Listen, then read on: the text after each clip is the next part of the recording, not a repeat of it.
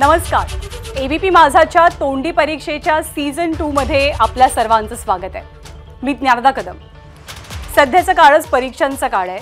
म्हणजे जशी विद्यार्थ्यांची बोर्डाची परीक्षा सुरू आहे तशीच राजकारण्यांची सर्वात मोठी परीक्षा ही अगदी जवळ आली आहे. ही परीक्षा आहे लोकसभेची आणि या पंचवार्षिक परीक्षेची तयारी करणाऱ्या राजकीय नेत्यांची प्रिलिम पूर्व परीक्षा एबीपी माझाच्या या वर्गात होणार आहे. आता लोकसभेची परीक्षा देणारे सगळेच राजकारणी बोलण्याच्या बाबतीत अगदीच हुशार असतात. आपल्या मतदारांना खुश करण्यासाठी आश्वासनांचा पाऊस पाडणं असो किंवा मग मोठमोठी भाषणं ठोकणं, वाक्चातुर्यात ही सगळी मंडळी एकदम तरबेज.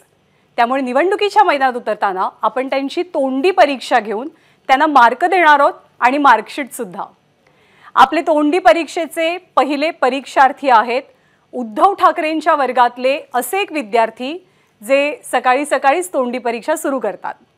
पण वेळेच्या आधी येऊन परीक्षा दिल्यामुळे त्यांच्या वर्गातले, त्यांच्या बाजूच्या वर्गातले अनेक जण त्यांच्यावर नाराज होतात.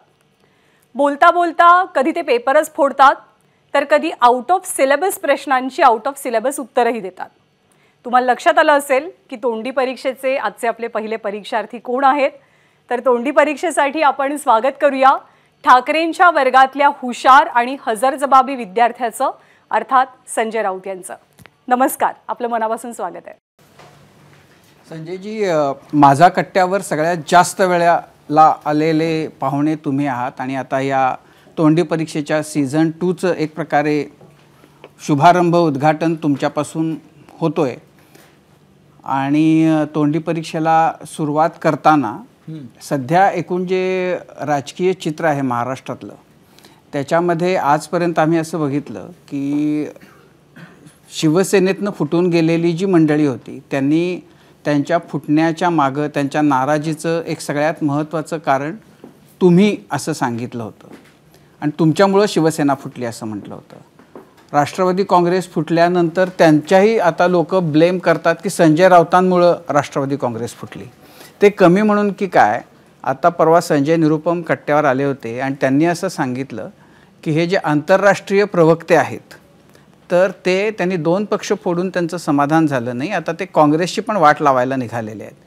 तर ह्या आक्षेपाबद्दल, ह्या आरोपाबद्दल तुम्हाला काय वाटतं आणि हे आंतरराष्ट्रीय प्रवक्ते अशी जी हल्ली तुमची नवी ओळख झालेली आहे त्याबद्दल तुम्हाला काय वाटतं?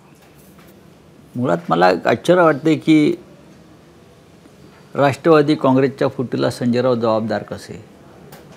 शरद पवारांसारखा इतका मोठा नेता त्या पक्षाचं नेतृत्व करतायत. त्यानंतर शिवसेना, काँग्रेसचं मी बोलणार नाही, हे का गेलेत ते सोडून द्या. आणि त्यांच्या जाण्याची कारणं ही त्यांच्या डरपोकपणात आहेत. हे घाबरून गेले. ED, CBI, income tax, police हे जगजाहीर आहे आणि हे काय लपून राहिलेलं नाही ना. भारतीय जनता पक्षाच्या वॉशिंग मशीनमध्ये घालून भाजपने त्यांना स्वच्छ करून घेतलं म्हणून त्यांचे काय पापं धुवून निघणार नाहीत. एकनाथ शिंदे का सोडून गेले, अजित पवार का सोडून गेले, त्यांच्याबरोबरचे साधारण 20, 25, 30 लोक का सोडून गेले हे तुम्हालाही माहिती आहे, जनतेलाही माहिती आहे. पण कोणाचं तरी नाव घ्यायचं, त्याला बदनाम करायचं. बदनाम म्हणत नाही मी, हे मला महत्त्व देत आहेत ते त्या दृष्टीनं की आम्ही जवळजवळ शिवसेना सगळेच पक्ष चालवते अलीकडे असंच त्यांना म्हणायचं आहे. आता काल हे तुमचे जे महाशय आज ज्यांना काल पक्षातून हकलपट्टी केली त्यांचा काय संबंध आहे माझ्यावर बोलण्याचा? त्यांनी त्यांच्या पक्षापुरतं बोलावं ना. कधी काळी ते आमच्या पक्षाचे प्रवक्ते होते. ते उत्तम काम करू शकले नाहीत म्हणून त्यांना जावं लागलं. ते काही सांगतील. मी माझ्या पक्षाशी निष्ठा बाळगून आहे. बाळासाहेब ठाकरे असतील, उद्धव ठाकरे असतील, मला कधी पक्ष बदलावा असा वाटला नाही किंवा पक्ष फोडावा, पक्ष सोडावा हा विचारही माझ्यासारख्या माणसाला कधी मनाला शिवला नाही. आता जे फुटून गेले आहेत त्यांनाही असं वाटत असेल की या संजय राऊतांमुळे अजून पक्षाचं काम चालू आहे, ते उद्धव ठाकरेंच्या खांद्याला खांदा लावून काम करतात. त्यांच्यावर इतकी संकट आली, त्यांना तुरुंगात टाकलं तरी पक्ष सोडत नाहीत. हे त्यांचं वैफल्य आहे, निराश आहे आणि ते आमच्या सोयीचे आहे. पण ते हल्ली हे आंतरराष्ट्रीय प्रवक्ते हे जे आहे म्हणजे का तुम्ही इतकं का बोलता? मी कुठे काय बोलतो? असं आहे की तुमच्याबद्दल मी लिहितो, मी बोलत नाही, मी लिहितो. का बोलू नये? एखाद्या पक्षाच्या नेत्यानं सध्याच्या या अनेक माध्यमांच्या काळामध्ये आपल्या पक्षाची भूमिका जर मांडण्याची संधी मिळत असेल एखाद्या व्यासपीठावर, ती पण कोणाला निमंत्रण न देता, तर ती संधी सगळ्यांनी घेतली पाहिजे. शिवसेना असं म्हणत नाही, ज्याच्यामध्ये हिंमत आहे बोलण्याची, सांगण्याची, किंवा ज्याच्याकडे काही आहे सांगण्यासारखं, म्हणून लोक येतात ना. मी तर कोणाला आमंत्रण देत नाही, त्या तुमच्या मीडियाला किंवा पत्रकारांना. येतात, प्रश्न विचारतात, चर्चा करतात. ते दाखवायचं की नाही, छापायचं की नाही, तुमच्या हातामध्ये आहे. नाही, ते पूर्वी शाळेमध्ये असताना तो एक धडा होता. सकाळ झाली, महादू उठला, बैल धरले, औत धरलं, शेतात गेला, काम केलं.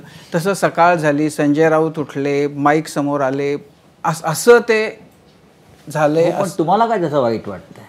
नाही, वाईट नाही वाटत की तुम्ही म्हणजे याच्याबद्दल जी सतत टीका होती त्याच्याकडे तुम्ही कसं बघता? मी अजिबात बघत नाही. मी माझ्या पक्षाची भूमिका मांडतो, ज्याची आज गरज आहे ठामपणे उभं राहण्याची, बोलण्याची. का आम्ही भारतीय जनता पक्षाचा भ्रष्टाचारावर बोलतो म्हणून कोणाला वाईट वाटतंय का? किंवा जे लोक आमचे फुटून गेले आहेत, ज्यांना आम्ही गद्दार, खोकेवाले म्हणतो, त्यांच्यावर बोलतो म्हणून त्यांना वाईट वाटतंय? त्याने उत्तर द्यावं ना. आम्ही कोणाला रोखलंय का? माझ्या पक्षामध्ये मला बोलावंच लागेल, सांगावंच लागेल, लोकांपर्यंत मला जावंच लागेल. हा पक्ष इतक्या वादळात, संकटामध्ये आम्ही टिकवून ठेवला, तो आमच्या भूमिका लोकांपर्यंत आम्ही पोचवल्यामुळेच, आणि लोकांनी विश्वास ठेवला आमच्यावर.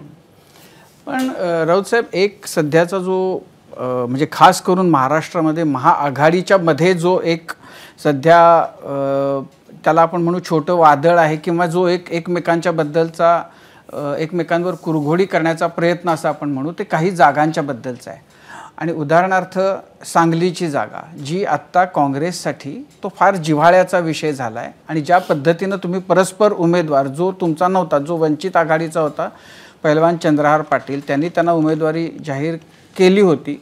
तुम्ही अचानकच त्यांना तुमच्या पक्षात घेतलं आणि ती जागा तुम्ही त्यांना उमेदवार जाहीर करून टाकलं. मुळामध्ये काँग्रेसचा ह्या सगळ्याबद्दल त्यांच्यात फार दुखावलेपणा आहे.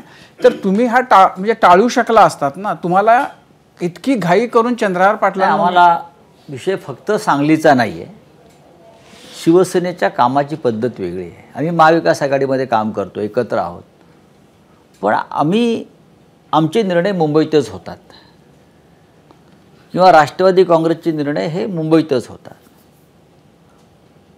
आमचं केडर महाराष्ट्रात कानाकोपऱ्यात आहे. आम्हाला फार विलंब झालेला चालत नाही एखाद्या निर्णयाला.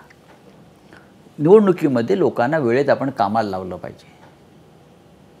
महाराष्ट्रात शिवसेनेनं अशा प्रकारची भूमिका घेतलेली आहे की कोणत्याही परिस्थितीत ह्या वेळेला महाविकास आघाडी म्हणून आपण, जसं भाजपा म्हणत आहे काय 45+ वगैरे म्हणणार नाही, पण 35+ आमचं हे लक्ष आहे. 35+ म्हणजे 35पेक्षा जास्त जागा आम्ही जिंकू.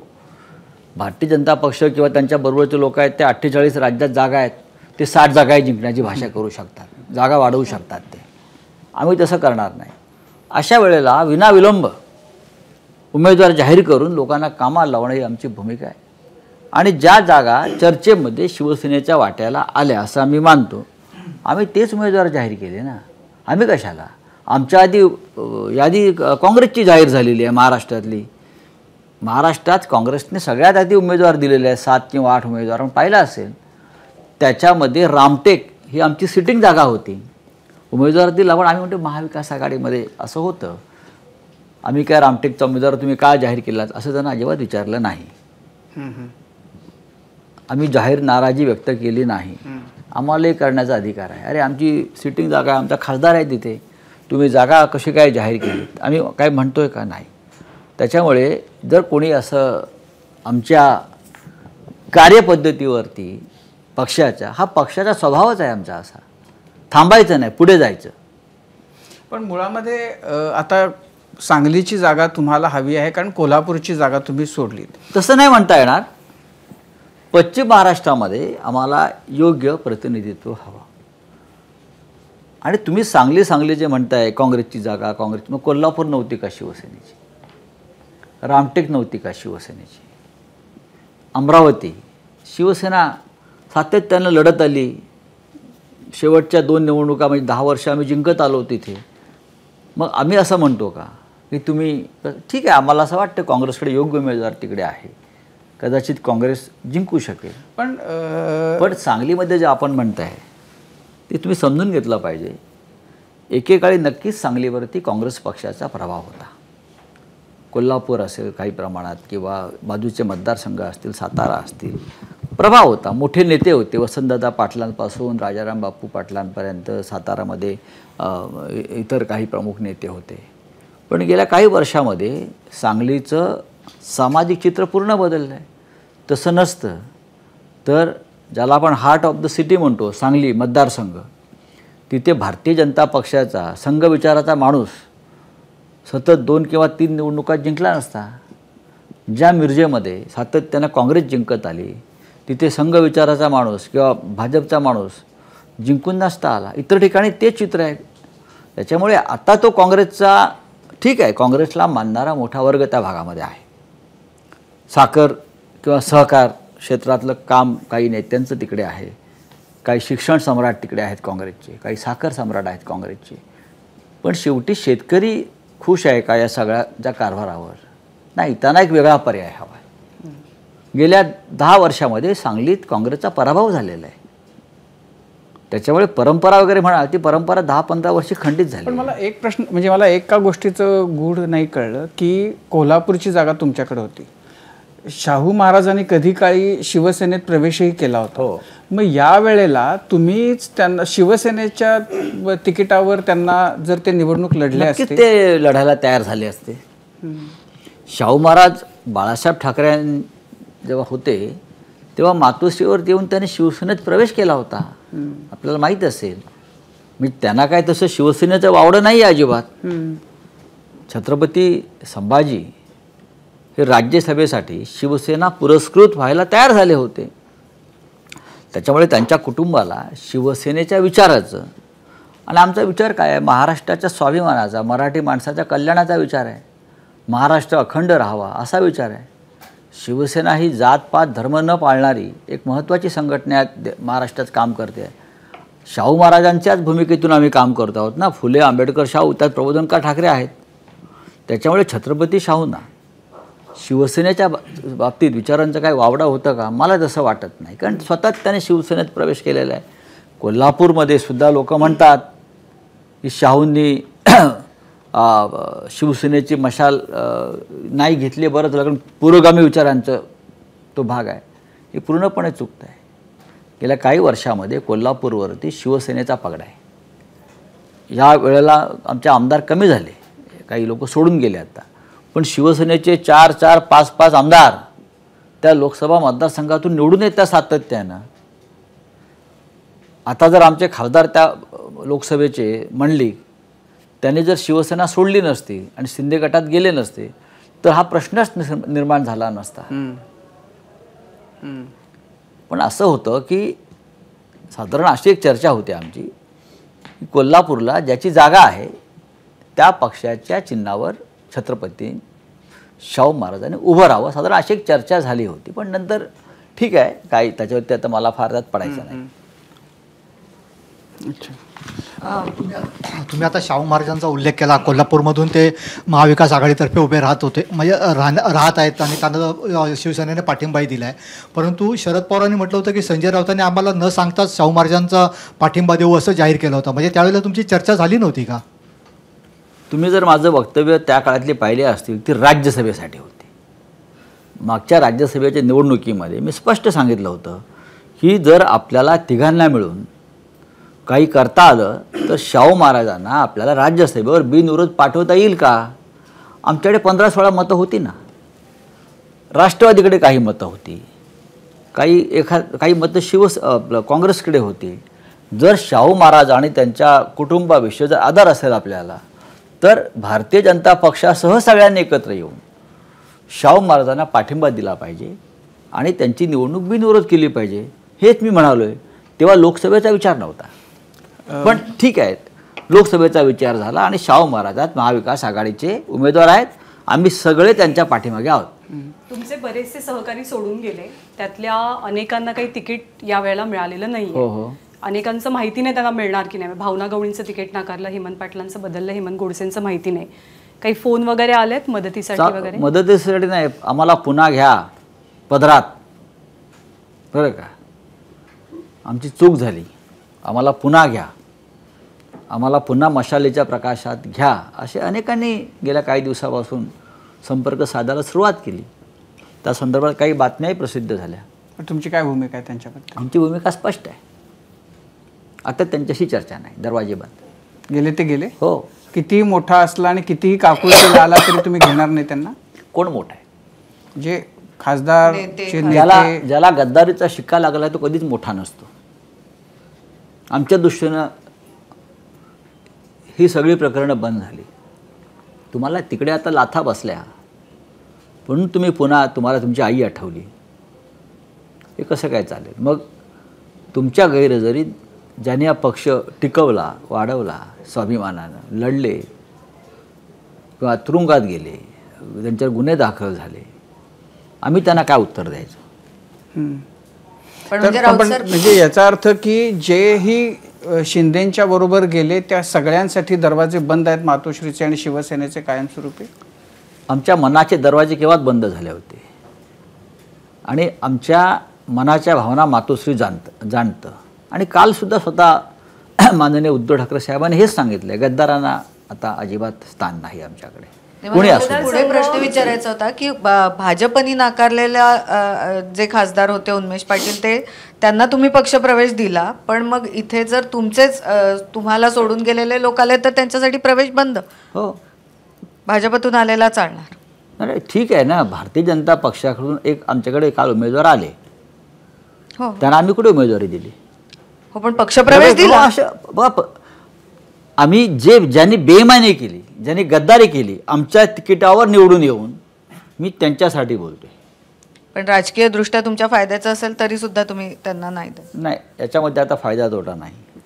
अच्छा, प्रत्येक मतदारसंघ खास असतो, पण काही मतदारसंघ जरा जास्त खास असतात, इमोशनली असतात. तर परिस्थिती बदलल्यामुळे असे कोणते मतदारसंघ आहेत की जे जिंकायचेच असं तुम्ही ठरवलंय? आहेत ना, जिथे जिथे गद्दारी झाली ते सगळे मतदारसंघ जिंकायचे. त्यात पहिला क्रमांकावर कल्याण डोंबिवली मतदारसंघ आहे आणि तो आम्ही जिंकू, पहा तुम्ही. नंबर 2? नाही, बाकी सगळे जिथे जिथे गद्दारी झाली, जिथे जिथे आमचे खासदार सोडून गेले, आमदार पण नंतर येतील त्याच्यामध्ये, ते सगळे आमचा दक्षिण मुंबई मतदारसंघ आहे, दक्षिण मध्य, इथे गद्दारी झाली. दादरसारखा इथे शिवसेना भवन आहे, तो मतदारसंघ आम्ही सगळे जिंकू. ज्या जागा आम्ही लढवतोय त्या जिंकण्यासाठीच लढवतोय, पण जिथे गद्दारी झाली तिथे आमचं विशेष लक्ष आहे. निरुपमाने त्या दिवशी तो पण आरोप केला की तुम्ही मुंबईत त्यांच्यासाठी काही शिल्लकच ठेवलं नाही काँग्रेससाठी, म्हणजे हेल्दी चर्चा व्हायला हवी जेव्हा आपण युती आघाडीमध्ये असतो. चर्चेमध्ये काय ते सहभागी नव्हते. चर्चेमध्ये काँग्रेस पक्षातले ज्यांना निर्णय घ्यायचा अधिकार आहे असे खरे जुने जाणते काँग्रेसचे नेते चर्चेमध्ये होते. त्यात बाळासाहेब थोरात होते, पक्षाचे इकडले अध्यक्ष नाना पटोले असतील ते होते, सुरुवातीच्या काळामध्ये अशोक चव्हाण बसायचे. हां, यांच्याशी चर्चा होतच होती. वर्षा गायकवाड आलेल्या चर्चेला, मुंबई संदर्भात जेव्हा चर्चा झाली तेव्हा. त्याच्यामुळे असं नाही की तुम्ही जे म्हणताय त्यात काही तथ्य नाही. चर्चा उत्तम, एकेका जागेवर आम्ही चर्चा कमी करतो, आमच्यात चर्चेला फार वाव नाही, आम्ही निर्णय घेतो, आमच्या पक्षाची भूमिका आहे ती. पण एकेका जागेवरती 8-8 तास चर्चा झालेली आहे. म्हणजे काय ती कशाकरता चर्चा होते मला माहीत नाही.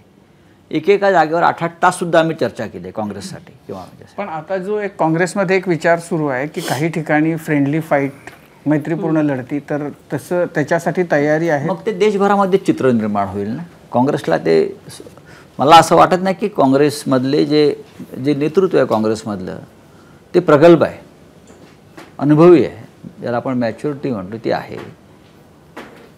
तुम्ही एका ठिकाणी ही फ्रेंडली फाईटचं ठिणगीत टाकली की मग त्याचं लोण राज्यात आणि देशात लागेल, हे त्यांनाही माहिती आहे. त्याच्यावरती आम्ही चर्चा केली. फ्रेंडली फाईट कुठे करणार? ते सांगलीत, तुमच्याकडे सांगलीच्या बद्दल काही तोडगा नाहीये का? आहे ना, दिलेत तोडगे त्यांना, बर, तोडगे खूप दिलेत. पण कोणाला तरी सांगलीच्या माध्यमातून जर काही भाजपला मदत करायची असेल त्याला आम्ही काय करणार? काही स्थानिक नेत्यांच्या व्यक्तिगत अडचणी असतात, त्यांना प्रत्यक्ष अप्रत्यक्ष भाजपला मदत करायची असते काही व्यक्तिगत कारणांमुळे, आणि आम्ही ती होऊ देणार नाही. आम्ही लढणार सांगली, आम्ही लढणार. बरं, आता ते आपले प्रश्न आहेत ते घ्या. राऊतसाहेब, सगळ्यात पहिले संदर्भासहित स्पष्टीकरणनी सुरुवात करतोय. अरे आम्ही शाळेत पण नाही रे कधी केलं. नाही, म्हणून तर आज करायचंय. बरं, औरंगजेबाचं जन्मस्थान. औरंगजेबाचं जन्मस्थान आहे गुजरातमध्ये, जिथे मोदींचा जन्म झाला त्याच्या बाजूला दाहोद नावाचं गाव आहे. जवळजवळ ती एकच माती आहे, बरं का. त्या दाहोदमध्ये औरंगजेबाचा जन्म झाला.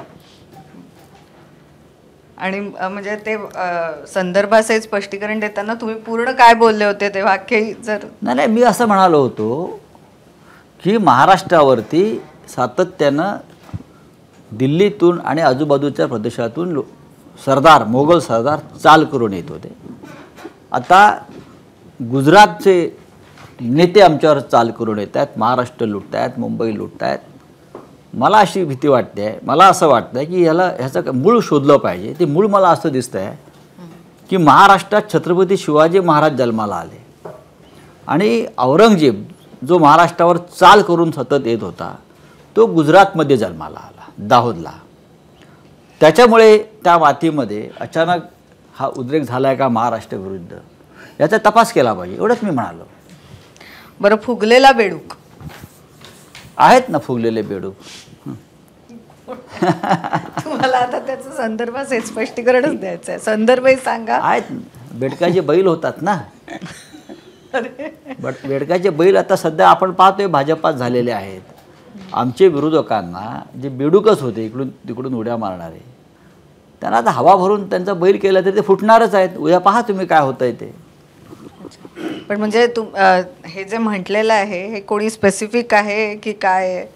नाही, ज्यांना समजायचे त्यांना समजलंय. जे फुगलेले आहेत आणि बेडूक आहेत त्यांना माहिती आहे. हो हो. बरं, एक दोन जागांसाठी व्यापाऱ्यांची भांडी घासणे असा शब्दप्रयोग जो केला जातो किंवा केला गेला. मी केला? मी नाही केला, तुम्हीच केला. काय त्याचा संदर्भ होता आणि कशासाठी संदर्भासहित होता ते? स्पष्टीकरण. नाही, आमच्या बाबतीत कोणी म्हटल्याचं मला माहीत नाही. पण हे एक दोन व्यापारी जे आहेत दिल्लीतले असतील, अजून कोणी असतील, त्यांच्यासाठी तुम्ही महाराष्ट्र गहाण ठेवला, भांडी घासताय तुम्ही. हा महाराष्ट्राला स्वाभिमानाला लागलेली सगळ्यात मोठा धक्का आहे गेल्या काही वेळ. महाराष्ट्राचं आपण पायपुसणं केलं आहे दिल्लीच्या वाटेवरचं. तुम्ही जाता दिल्लीमध्ये आणि त्या व्यापाऱ्यांच्या लॉनवर रुमाल टाकून बसता, तुम्हाला 8-8 तास भेट मिळत नाही लॉनवर, आणि मग संध्याकाळी रुमाल झटकून खिशात ठेवता आणि परत दिल्लीला येता. महाराष्ट्रानं कधी इतका अपमान सहन नव्हता केला. हा गेल्या आम्ही 2-2.5 वर्षात पाहतो आहोत. बरं, एक शेवटचंच वाक्य राहिलंय ते तर कुणाचं आहे तुम्ही बघा. पुन्हा आलो आणि 2 पक्ष फोडून आलो. नाही, ही काय कोणाला याच्यामध्ये फार मोठं क्वालिफिकेशन वाटत असेल, खरं म्हणजे राजकारणी किंवा ज्याने सत्तेत काम केलं आहे तो आपल्या कामाची यादी देताना मी महाराष्ट्रासाठी, देशासाठी ही अमुक अमुक अमुक अमुक कामं केलेली आहेत, उत्तम कामं केली आहेत. शाळा बांधल्या, कॉलेजेस बांधली, सहकार क्षेत्रात काम केलं, लोकांचं जीवनमान उंचावलं, शेतकऱ्यांच्या आत्महत्या थांबवल्या, हे काम सांगतो. पण हे जे लोक आहेत भाजपचे, विशेषतः देवेंद्र फडणवीस, मी 2 पक्ष फोडून आलो, ही कसली महत्व? उद्या आमच्या हातात ईडी सीबीआय आलं की तुमचाही पक्ष राहणार नाही, तेव्हा तुम्ही बोलायलाही उरणार नाहीत ना. तुमचाही आवाज तुरुंगाच्या 4 भिंतीत दबला जाईल, लक्षात घ्या. पुढचा प्रश्न आहे, कोण कोणास म्हणाले?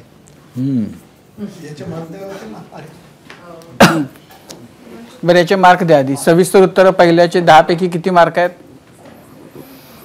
संदर्भासहित स्पष्टीकरण. नाही, त्याच्या आधीचं पण आलं सविस्तर उत्तर. ते 10 आपण अजून पैकी घेतलं नाहीये. आपण पहिल्यांदा संदर्भासहित स्पष्टीकरण वरती गेलो.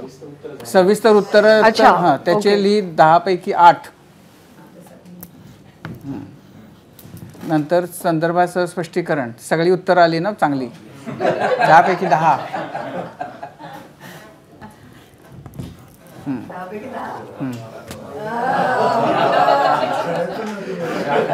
माझ्या आईला आनंद होईल आज. हां चला घ्या पुढचा प्रश्न. कोण कोणास म्हणाले संजय राऊत खरे गद्दार, त्यांनीच ठाकरेंचा आणि पवारांचा पक्ष फोडला. मला माहीत नाही कोण म्हणाला, खरोखर सांगतो. अशा वक्तव्याकडे आम्ही फार लक्ष द्यायचं कारणच नाही. पवारांचा पक्ष फोडला, शिवसेना, हे कोण बोलतं? हे जे फुटलेत तेच बोलत असतात. त्यांना काय उत्तर दे? जे फुटले आहेत स्वतः, ज्यांना पक्षाला भरभरून दिलं, जे फुटले आहेत ते त्यांनी जर अशा प्रकारची वक्तव्य केली तर दुर्लभ. काही प्रश्न सोडण्यासाठी असतात. हां काही प्रश्न ऑप्शन पुढचा 4 पैकी 3 द्यायचे असतात. सेल नसलेला रिमोट. सेल नसलेला रिमोट मला माहीत नाही. बाळासाहेब ठाकरेंचा रिमोट मला माहिती आहे अजूनही. तो अजूनही चालतो आहे, आमच्याकडे आहे तो अजून. पत्रकार पोपटलाल. पोपटलाल आहे ना एक, पूर्ण मी म्हणा ना. मुलुंडला एक पोपटलाल आहेत की, ते आता गप्प आहेत. हे सगळे भ्रष्टाचारी त्यांच्या पक्षात धुवून घेण्याचं काम चालू असल्यामुळे सध्या गप्प आहे पोपट. कितना झूठ बोलोगे, मित्राच्या पाठीत खंजीर खुपसला. हे आमचे मित्र प्रकाश आंबेडकर माझ्याविषयी बोलतात, पण ते त्यांचा गैरसमज आहे. असं काही झालेलं नाही.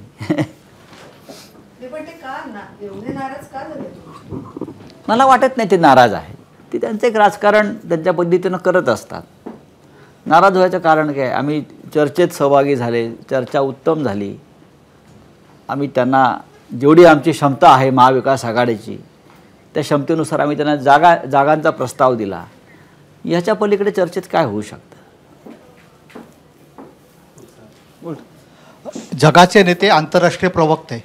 संजय राऊत. शेवटचा मराठी माणसाला अभिमान पाहिजे याचा, शेवटचा विशेषतः पत्रकारांना. शेवटचा भांडूप का देवानंद. हा आहे ना, भांडूपचा कशाला? देवानंद कोणाला आवडत नाही. सदाबहार माणूस होता तो, आणि आम्ही पण सदाबहारच आहोत. आमचा पक्ष सदाबहार आहे. तुम्ही ते पॅटर्नच बदललात. म्हणजे कोण कोणास म्हणाले हा प्रश्न ज्या पद्धतीने विचारला जातो आपल्याला लहानपणी मी पॅटर्नच बदलतो ना. किती मार्क द्यायचे आता ह्याला? किती मार्क? किती द्यायचे? 7. राऊत साहेब, म्हणजे शिवसेनेचा, म्हणजे बाळासाहेबांची जी शिवसेना होती तर तिचा DNA हा हिंदुत्व म्हणा किंवा मराठी माणूस म्हणा, मराठी बाणा म्हणा, हा होता असं आपल्याला म्हणता येईल ना. अजूनही आहे. तर पण आता त्याच्यात बदल होतोय. आता तुम्हाला मुस्लिमांकडं थोडंसं बघावं लागतंय.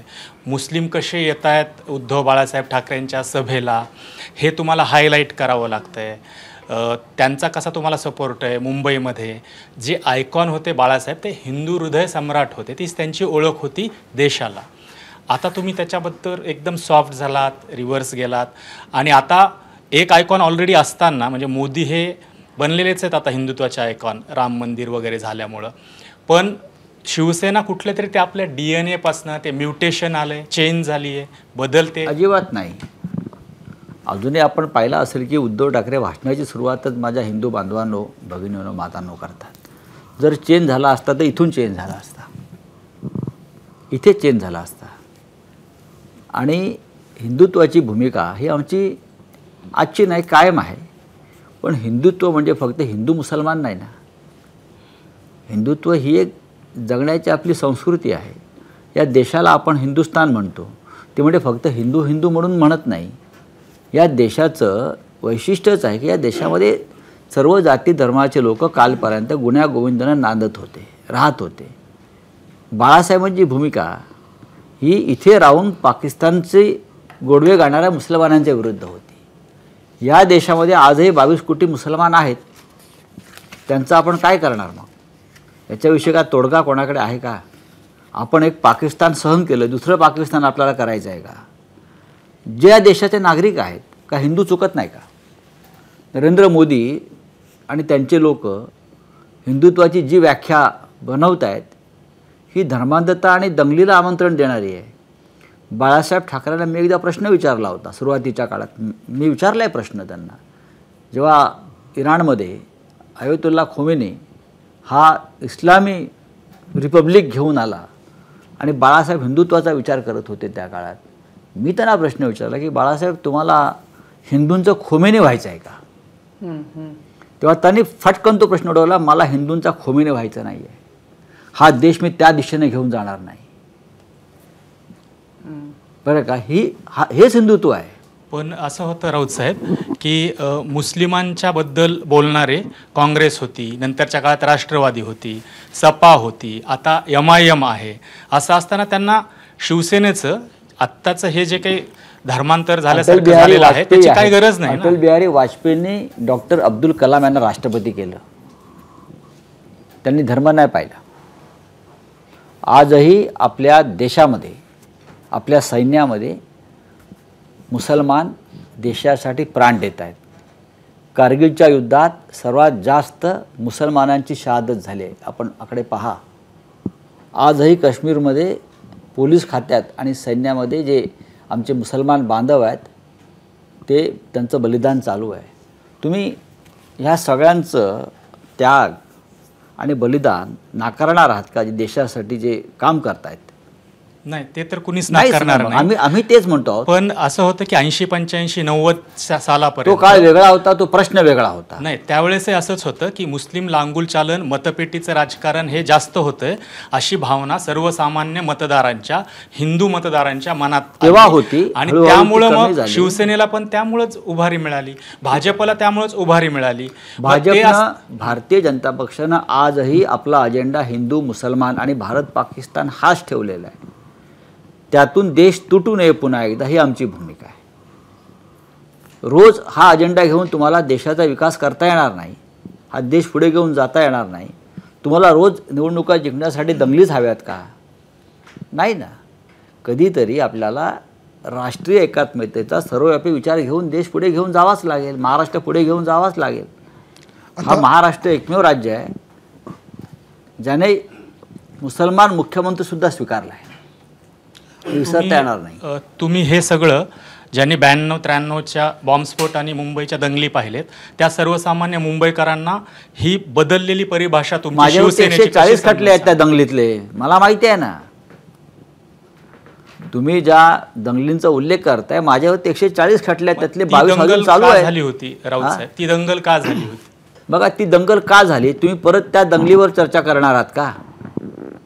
जे मोदी करू इच्छितात अजूनही, किंवा जे भाजपचं मुख्य अजेंडा आहे, आम्ही त्याच्यावर चर्चा करत नाही. माझा आता प्रश्न आहे, एका वाक्यात उत्तर द्या. 5 प्रश्न आहेत. वंचित मवियापासून कुणामुळे दूर गेलं? एका वाक्यात उत्तर द्यायचं. नाही, वंचित ही स्वतःमुळेच दूर गेली, त्यांचा अजेंडाच तो असावा. आम्ही चर्चा केली, यश मिळालं नाही. सांगलीच्या जागेचा हट्ट कोणी धरलाय आणि कोण लढणार? सांगलीचा हट्ट शिवसेनेने धरला आणि शिवसेना लढणार. 21 पैकी उद्धव बाळासाहेब ठाकरे शिवसेनेचे किती उमेदवार निवडून येतील? आम्ही 21 जागा लढण्यासाठीच जिंकतो आहोत, जिंकण्यासाठीच लढतो आहोत ना. सर्व जागा जिंकून येतील? का जिंकून येत? ननंद भाऊजाईची लढत कोण जिंकणार? सुप्रिया सुळे. कोणाचं तिकीट कापताना दुःख झालं? आम्ही कोणाचंच तिकीट कापलं नाही. आणि कोणाचं कापलं गेल्यानं आनंद झाला? नाही, आम्ही असा फालतू आनंद स्वीकारत नाही, आम्ही आमचं पाहतो. कोणाचं कापलं जायला हवं होतं असं वाटतं? कोणाचं तिकीट? अजून कल्याण डोंबिवलीचं तिकीट जाहीर व्हायचं आहे. किती? तुम्ही तर तयारी करण्यासाठी खूप दिवस देतात, उमेदवार आधी लवकर जाहीर करता, कल्याण डोंबिवलीला एवढा उशीर का लावताय? कुठे? अजून तिथे निवडणूक 4थ्या 5व्या टप्प्यात आहे. पण आधीच उलट आम्ही लवकर जाहीर केल्या सगळ्या. वैशाली दरेकर, 10 पैकी किती मार्क द्यायचे? 10 पैकी 10. 10 पैकी. बघा, पहिलाच पेपर आहे, लोकांनी परीक्षेला यायला पाहिजे, तर जास्त मार्क द्या. अच्छा, परीक्षेत ते जरतरचे पण प्रश्न येतात. राजकारणी जनरली कुठल्याही इंटरव्ह्यूमध्ये आम्ही जरतरला उत्तर देत नाही म्हणून एक सेफ गेम खेळतात किंवा ते सेफ राहतात. मी नाही देत असं. म्हणून तो जरतरचा प्रश्न तुम्हाला विचारते. राज ठाकरे महायुतीसोबत आले तर जाऊ द्या ना. अडवणार कोण त्यांना? ते अनेक ठिकाणी त्यांच्या ही चर्चा वर्षानुवर्ष सुरू असते, पण कुठल्याही चर्चेत ते पुढे गेले असं मला दिसलं नाही. त्यांचा पक्ष आहे, ते निर्णय घेतील. मुंबईत परिणाम होईल अजिबात नाही. ठाकरेंच्या शिवसेनेवर? आम्ही मुंबईतल्या महाविकास आघाडी म्हणून 6 जागा जिंकू. जर शिवसेना त्याच्यामध्ये 5 जागा लढणार असेल तर काँग्रेसच्या एका जागेसह आम्ही सर्व जागा जिंकू. आम्ही ती पूर्ण तयारी केली. ते पण ठाकरे ब्रँड आहे. ठाकरे ब्रँड त्यांच्याशी जोडला जाणं ह्याचा काही इम्पॅक्ट होईल? काही नाही. हा तुमचा गैरसमज अनेक वर्षाचा दूर करा लवकरच तुम्ही. ते त्यांचा पक्ष चालवत आहेत, त्यांना त्यांचा पक्ष चालवू द्या. पण म्हणजे मधल्या काळामध्ये शिवसेनेनं किंवा महाविकास आघाडीनं अनेक नवनवे मित्र, नवे पक्ष आपल्याबरोबर जोडून घेतले. उद्धव ठाकरेंनी तर वंचित बरोबर सुद्धा आघाडी केली. असा कधी विचार शिवसेनेमध्ये तुमच्या आला नाही का की आपण मनसेशी जमवून घ्यावं? असं कधी चर्चा आमच्या पक्षात झाली नाही. काही लोकांनी हा विषय कधीतरी काढला असेल, पण ज्याने हा विषय काढला होता तेच पक्ष सोडून गेले. अच्छा. पण अनेक जण महाराष्ट्रामध्ये असे आहेत की जे देव पाण्यात घालून बसले होते किंवा आहेत की दोन्ही ठाकरे एकत्र यावेत. तर तुम्हाला अशी शक्यता दिसते कधी नजीकच्या काळामध्ये? बघा, 2 भाऊ आहेत ते. शेवटी मी अनेकदा सांगतो, 2 भाऊ एकत्रच आहेत अजूनही. राजकीय मार्ग वेगळे आहेत. राजकीय मार्ग वेगळे आहेत. कुटुंब म्हणून, भाऊ म्हणून ती नाती आहेत, ते राहतातच. आम्हीही दोघांशी संबंध ठेवतो. त्यात काय एवढं? महाराष्ट्र एवढा दिलदार आहे मराठी माणूस. त्याच्यानंतर योग्य पर्याय निवडा.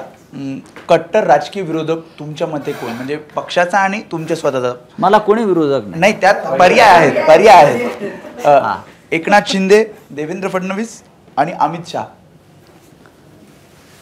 सिरियली लावलं तरी चालेल. नाही, मी असं स्वतःला कधी, मला कोणी फार कडवट, बघा मला तुरुंगात टाकून झालं, मला त्रास देऊन झाला, हे राजकीय विरोधाचीच कारण आहेत ना. आणि त्यात हे तिघेही सहभागी होते. त्याच्यामुळे मी विरोधक मानत नाही. पहिला, दुसरा, तिसरा. नाही, अमित शहा हे महाराष्ट्राचे शत्रू आहेत एवढंच नाही मानत. त्याच्यानंतर सेनेतली सगळ्यात मोठी फूट तुम्ही कुठली मानता? म्हणजे एकनाथ शिंदे सोडून जाणं, नारायण राणे सोडून जाणं, की मग राज ठाकरे सोडून जाणं, ज्यांनी धक्का बसला अजूनही म्हणजे शिवसेना सावरली नाही लवकर? सावरली ना आता. बघा, मी या सर्व फुटी जवळून पाहिलेल्या आहेत. आम्हाला जो पहिला धक्का बसला फुटीचा तो छगन भुजबळांमुळे. आणि तो धक्का असा होता की त्यानंतर बसलेले धक्के काहीच नाहीत. म्हणजे छगन भुजबळांसारखा नेताही जाऊ शकतो हे जेव्हा आम्ही पचवलं आहे तेव्हा कोणी जाऊ शकतो. मग नारायण राणे गेले असतील, राज ठाकरे गेले असतील, एकनाथ शिंदे गेले असतील, ज्यांना सर्वाधिक दिलं गेलं पक्षामध्ये तेच सोडून जातात. हा आमचा त्यातून एक धारणा झाली. ज्यांना आपण सर्वाधिक देतो पक्ष म्हणून, ठाकरे कुटुंब, ते सोडून जातात. त्यातल्या त्यात मोठी फूट कुठली? म्हणजे छगन भुजबळांची? मला असं वाटतं की बाळासाहेब ठाकरे असताना भुजबळ गेले हे आम्हाला सगळ्यांना धक्का होता. पण ही जी आता भावना आहे की ज्यांना सर्वाधिक देतो ते सोडून जातात, तर त्याच्यातून शिवसेना काय शिकली आहे? खूप कुणालाच द्यायचं नाही? नाही, आपापल्या कुवतीनुसार माणूस मिळवत असतो आणि देत असतात. शेवटी आता जी शिवसेना ही निष्ठा या शब्दावर उभी राहिली, ती निष्ठाच अशा प्रकारे विकली जात असेल तर नक्कीच हा विचार करण्याची गोष्ट आहे. शेवटचा प्रश्न, इंडिया आघाडीचा पंतप्रधान पदाचा चेहरा कोण असेल? राहुल गांधी, मल्लिकार्जुन खरगे की मग उद्धव ठाकरे? बघा, महाराष्ट्राला संधी मिळू शकते जर आम्ही चांगल्या जागा जिंकल्या. या क्षणी देशाची जर भावना घेतली तर राहुल गांधींचं नाव सातत्यानं पुढे येतं, पण राहुल गांधी प्रधानमंत्रीपद स्वीकारणार नाही हे मला माहिती आहे. ते नेतृत्व करतील आघाडीचं. आता उद्या काय होत आहे उद्याचं, आम्हाला वाटतं की महाराष्ट्राला नेतृत्वाची संधी मिळावी देशाच्या. चला, किती आहे? किती? 10 पैकी 10. बरं, मगाशी संदीपनं हिंदुत्वाच्या बद्दलचा जो कल्पना विस्तार करायला सांगितला होता, तर त्याच्याबद्दलचे किती मार्क आहेत?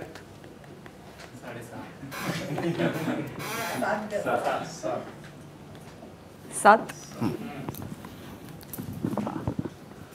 घ्या पुढचा. सविस्तर उत्तर एक वाढवलं पाहिजे नंतर, कारण मला एक आणखी सर असं विचारायचं आहे की याच्यामध्ये नाही आहे, फार महत्त्वाचा प्रश्न असतो तोंडी परीक्षेत, ते म्हणजे रिकाम्या जागा भरा किंवा गाळलेल्या जागा भरा. तर संजय राऊत यांच्या मते मोदी शहा यांचा कारभार डॅश डॅश आहे. बकवास आहे. आणि शिवसेनेचा DNA हा डॅश डॅश आहे. शिवसेनेचा DNA अजूनही तसाच कडवट हिंदुत्ववादी आहे.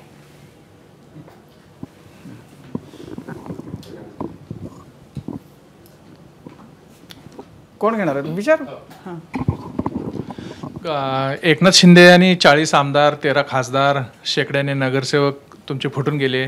तसंच राष्ट्रवादीमध्ये सुद्धा झालं. मग आता तुम्ही महाविकास आघाडी म्हणून एकत्र निवडणूक लढताय. मग आता उमेदवार निवडताना तो आपल्याकडेच राहील ह्याच्या संबंधी काही खबरदारी घेतली आहे का? बघा आता किती खबरदारी घेतली आत्ता या क्षणी. आम्ही असं म्हणतो की ज्यांना जायचं ते निघून जातात किंवा गेले. तुम्ही त्यांना 4 भिंतीत बंद करू शकत नाही. शेवटी महत्त्वाकांक्षा हे आता असा एक प्रकार झालेला आहे की राजकारणात द्यावं तेवढं थोडंच आहे. ज्यांना मुख्यमंत्रीपदं मिळाली तेही सोडून गेले. अजून काय पाहिजे माणसाला? या राज्याचं मुख्यमंत्रीपद ही सगळ्यात प्रधानमंत्री पदाच्या बरोबरीचं पद आहे. तरी लोक सोडून जात असतील तर ह्या गोष्टी आता फार त्याच्यामध्ये चिंता करू नये. पक्ष जागेवरच असतो, जाणारे जातात. राऊत साहेब, तुमचं एक वाक्य फार म्हणजे गाजलेलं आहे. तुम्ही नेहमी बोलत असता की राजकारणात एक दरवाजा उघडा ठेवायचा असतो. तर ह्यावेळेला तुम्ही कोणता दरवाजा उघडा ठेवला आहे? दिल का दरवाजा. आमचं महाविकास आघाडीचं अत्यंत उत्तम चाललेलं आहे. तिघांनी मन मोकळेपणानं चर्चा केलेली आहे. तुम्ही ज्या काय लहान सहान गोष्टीमध्ये स्वतः तुम्ही टेन्शन घेऊ नका फार आमच्याविषयी. तुम्हाला काही कारण नाही टेन्शन घेण्याचं. सगळे प्रश्न व्यवस्थित सुटतात आणि सुटलेले आहेत आणि प्रत्येक समस्येला उत्तर आणि पर्याय आमच्याकडे आहे. आम्ही ठरवलं आहे यावेळेला महाराष्ट्रामध्ये की फार ताणायचं नाही. सर, तुम्ही म्हणाला की महाराष्ट्रासाठी संधी दिली पाहिजे पंतप्रधान पदासाठी. जर उद्धव ठाकरे पंतप्रधान झाले तर काय, आणि पुढे जर इंडिया आघाडीचं सरकार आलं तर तुम्हाला कोणतं मंत्रिपद घ्यायला आवडेल? मी कधी मंत्रिपदाचा विचार केला नाही. मला अनेकदा इतके वर्ष मी दिल्लीमध्ये आहे, मी विचार नाही कधी केला त्यावर. पण मला नक्कीच एक 8 दिवसासाठी ED आणि CBI हे जे खातं आहे 8 दिवसासाठी त्याचं कंट्रोल माझ्याकडे असावं 8 दिवस, एवढंच मला वाटतं. मला दाखवायचे ते कसं खातं चालवतात. CBI म्हणजे पंतप्रधान हवंय तुम्हाला? CBI म्हणजे पंतप्रधान आणि ED म्हणजे अर्थ मंत्रालय. पण जर घेतलं तर मग कुणाला कळेल ना, मोठी यादी आहे. एक तुम्हाला म्हणजे आम्ही बदलायचं आणि सुडाचं राजकारण करणार नाही. पण ज्यांनी हे केलंय आणि करतायत त्यांना हा धडा मिळायलाच पाहिजे की तुम्ही चुकीचं केलं. राऊत साहेब, याला थोडंसं कंटिन्यू करतो. तुम्ही म्हणता की आमचं सरकार आल्यावर जे आत्ता कारवाई करतात त्यांना त्याचं उत्तर मिळेल. ते आता तुम्ही अजून एक आरोप करताय की यंत्रणांचा गैरवापर वगैरे होतोय. हे सगळं सुरू आहे. सर्वसामान्यांचा विचार होईल का या सगळ्यामध्ये तुम्हाला वाटतं? सर्वसामान्य माणूसच आम्हाला निवडून देईल ना. त्यांचा विचार आम्ही करू शकतो हा विश्वास असल्यामुळेच आम्हाला सर्वसामान्य माणूस निवडून देईल. पण म्हणजे ते कन्फ्युज्ड आहेत अजिबात होतील असं मतदार वाटत नाही का? म्हणजे वर्षानुवर्ष लोकांनी ठरवलं शिवसेनेला मत देणाऱ्यांना आता तुम्ही सांगाल काँग्रेसला मत द्या, शरद पवारांच्या राष्ट्रवादीला मत द्या. म्हणजे मी तर पक्षांचा विचारच करत नाहीये, पण मतदार राजकीय नेते म्हणून तुम्हाला असं वाटत नाही की मतदार असं वाटत फार गोची झाली आहे? देशामध्ये ज्या पद्धतीची राजवट सध्या सुरू आहे, ज्याला तुम्ही एकाधिकारशाही, हुकुमशाही, भ्रष्टाचारांना पाठीशी घालणारं सरकार असं आपण म्हणतो आहोत, अशा वेळेला लोक विचार करतात की 70 वर्षसुद्धा काँग्रेस राज्य करत होती, त्यांच्यावर नक्कीच काय आरोप झाले असतील. पण आज जो प्रकार सुरू आहे तो कधी घडला नव्हता. पण शिवसेनेच्या नेत्यांनी सांगायचं, तुम्हाला काय वाटतं शिवसेनेच्या आणि काँग्रेसची मत द्या आणि त्या मतदारांनी जाऊन द्यायचं मत काँग्रेसला? बाळासाहेब ठाकरेंनी काँग्रेसला मत द्या सांगितलं होतं. आपल्याला माहिती आहे का? आमची काँग्रेसबरोबर युती झालेली आहे. इंदिरा गांधींना आम्ही पाठिंबा दिलेला आहे. आम्ही काँग्रेसच्या मुंबईतल्या सर्व उमेदवारांना पाठिंबा देऊन शिवसेना निवडणुकीपासून त्या काळात आणीबाणीच्या काळात दूर राहिली होती. काँग्रेसच्या पाठिंब्यावर आम्ही मुंबईमध्ये महानगरपालिकेत अनेकदा आमचा महापौर निवडून आणलेला आहे. राजकारणामध्ये राष्ट्रहितासाठी असे निर्णय अनेकदा घ्यावे लागतात. तुम्हाला एक शिवसेना नेता म्हणून नव्हे तर एक पत्रकार म्हणून एवढा दीर्घकालीन तुम्ही पत्रकारिता आहात ते बघून तुम्हाला प्रश्न विचारायचा आहे. लहानपणी तुम्ही देखील क्रिकेट, कबड्डी असे स्पोर्ट्स खेळला असाल. टीम पाडून खेळायचे, रोज नवीन टीम असायची, नवीन कॅप्टन असायचा. तोच फॉर्मॅट आपण IPL मध्ये बघितला आणि आता महाराष्ट्राच्या राजकारणाचं देखील IPL झालं असं आपल्याला वाटतं का आणि ते बघताना काय वाटतं? नक्कीच महाराष्ट्राच्या राजकारणाचं IPL पेक्षा वाईट अवस्था झाली.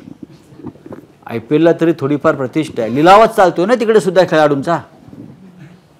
एक गुजरातचा एक खेळाडू मुंबईत आला आणि 17 कोटीला विकला गेला, बरोबर ना. मुंबई इंडियन्ससाठी 17 कोटी त्याची बोली लावली. म्हणजे खोके तिकडे आहेत, खोके इथेही आहेत या IPL मध्ये. राजकारणापेक्षा तुम्हाला एक वैयक्तिक प्रश्न आहे की तुम्हाला तुमचा जो कॉन्फिडन्स आहे तो सगळेजण बोलतात एकदम हाय लेवलचा असतो. तुम्ही नेहमी काही बोलता, म्हणजे कधी तुम्ही बघा कोणती बैठक झाली त्याच्यानंतर तुम्ही जे सगळे नेते मंडळी बाहेर येतात, सगळे वरिष्ठ नेते असतात, सगळे मोठे नेते असतात, पण सगळ्यात पहिले जाऊन तुम्ही बोलता. म्हणजे कुठे, दिल्लीत असो, मुंबईत असो, कुठेही ज्या बैठका होतात त्याच्यानंतर सर्वप्रथम तुम्ही बोलतात. हा कॉन्फिडन्स नेमका कसा आणि कुठून? म्हणजे प्रश्न तो नाही, कोणीतरी लोकांच्या तोफांना तोंड दिलं पाहिजे ना. पत्रकारांच्या लोक जातात न बोलता. पण तुम्हाला कोणाला म्हणायचं, म्हणजे आता तुमच्यासोबत अशोक चव्हाण होते, ते कधी बैठकीत होते, ते मागच्या मागे निघून गेले. मी असं काय म्हणत नाही ना. तुम्ही माझी वाट बघत असता, मला माहिती, तुम्ही माझी वाट बघत असता. मी गाडीत बसलो तरी रावसाहेब 1 मिनिट 2 मिनिट, अशा वेळेला मी तुम्हाला टाळून जावं का? नाही. संजयजी, तुम्ही पत्रकार आहात आणि अनेक दिवसापासून तुमची इच्छा आहे देवेंद्र फडणवीसांची मुलाखत घ्यायची. ती मुलाखत अजून झालेली नाही आहे, तर ती होऊ शकते? लोकसभा निवडणुका झाल्याबरोबर त्यांची मुलाखत घेतली जाईल. शेवटचा प्रश्न. राऊत साहेब, तुम्ही असं आत्ता ॲझ्युम करतायत आणि ती चांगलीच गोष्ट आहे, प्रत्येक पक्षाला ते करावं लागतं. पण समजा तसं झालं नाही आणि भाजपचं सरकार पुन्हा तिसऱ्यांदा मोदी सरकार केंद्रात आलं तर तुम्हाला काय वाटतं की काय प्रॉस्पेक्ट्स दिसत आहेत तुम्हाला? सगळ्यात आधी आम्ही हवेत तीर मारत नाही आहोत. देशाचं वातावरण जर आम्ही पाहतो आणि पाहिलं तर नरेंद्र मोदी आणि त्यांचा भाजपा, मी मूळ भाजपा म्हणत नाही, हा फार तर 235 जागापर्यंत जाऊ शकेल, फार तर ओढून ताणून. आणि जेव्हा तिकडे ते थांबतील तेव्हा त्यांच्या मदतीला कोणी येणार नाही. लोक वाट बघतील, जाऊ दे बाबा एकदाचे गेले. तुम्ही पहा, मी म्हणतोय, हे लिहून ठेवा तुम्ही. या देशातलं हे आता लोकांनी ठरवलं आहे की याला बदल करायचा. बस झाला आता, अबकी बार बस. आता एक आजच्या रिसेंट घटनेबद्दल तुमची जस्ट रिॲक्शन जाणून घ्यायची होती. नवनीत राणा ज्या बेसिकली गाजल्या मातोश्री समोरच्या हनुमान चालिसा पठणामुळे, भाजपत गेल्या, उमेदवारी मिळाली, जात प्रमाणपत्र वैधता, म्हणजे ते वैध ठरलं त्यांचं जात प्रमाणपत्र, जो वाद गेल्या कित्येक वर्षांपासून पेंडिंग होता. होय, रश्मी बर्वेचं वैध नाही ठरलं रामटेकला, कारण त्या काँग्रेस पक्षाचे उमेदवार आहेत. आणि ज्यांचं हायकोर्टानं किंवा सुप्रीम कोर्टानं ज्यांच्यावरती प्रश्न उपस्थित केले तरी त्यांनी अर्ज भरला भारतीय जनता पक्षात जाऊन, त्यांचं वाईट ठरलं. म्हणजे तुम्ही राजकारण किती खालच्या स्तरावर गेलं. रश्मी बर्वे यांनाही हा दिलासा मिळायला हरकत नव्हती. रामटेकचा उमेदवार, माझ्याकडे पुरावे आहेत पूर्णपणे. आणि त्यांच्याविरुद्ध कोर्टात कोण गेलं होतं तर आनंदराव अडसूळ गेले होते, अन्य काही लोक गेले होते. पण न्यायव्यवस्थासुद्धा किंवा जो त्यांच्यावर जो दबाव आहे एका विशिष्ट राजकीय गटाचा, हे इथे दिसतं आहे.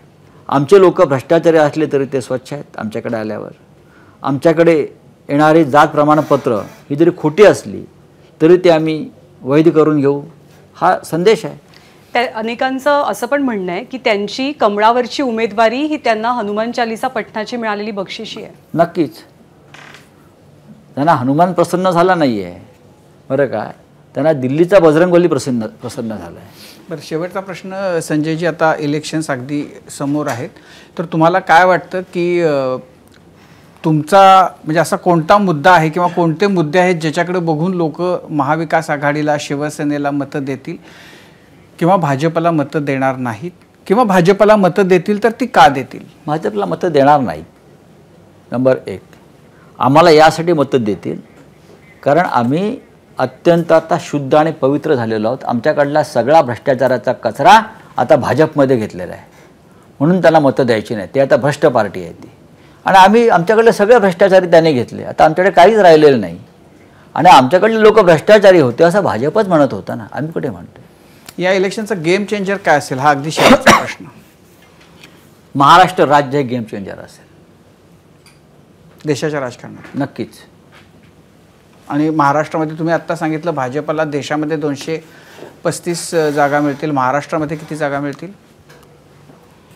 आमच्या महाविकास आघाडीला 35+ आणि वर या जागा आम्ही घेऊ. आम्ही काय भाजप सरकार 48 पैकी 48 वगैरे म्हणणार नाही. आम्हाला काही लोक भाजपच्या विरोधात निवडून यावं असं वाटतंय. अच्छा, हो. बरं, तर आणि टोटल 52 झालेली आहे 60 पैकी. वा.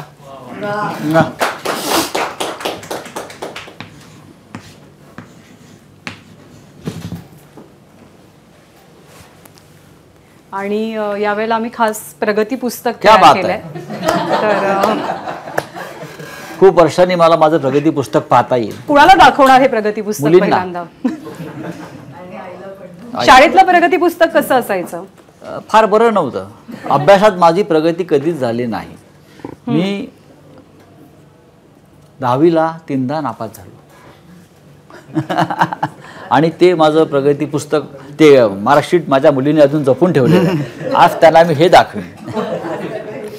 तर ABP माझाच्या तोंडी परीक्षेत अतिउत्तम गुण मिळवून संजय राऊतजी तुम्ही उत्तीर्ण झालात, त्याबद्दल अभिनंदन. भावी वाटचालीसाठी वा वा, भरपूर शुभेच्छा.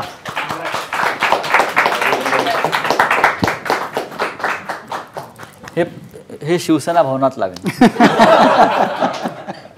आणि सगळ्यात आधी आता जाताना उद्धव ठाकरे यांनाही दाखव. तुम्हाला शुभेच्छा. Thank you. लोकसभेची निवडणूक अनेक अर्थांनी महत्त्वाची आहे, कठीण आहे, परीक्षा बघणारी आहे अनेक अर्थांनी. आणि धन्यवाद तोंडी परीक्षेला आल्याबद्दल.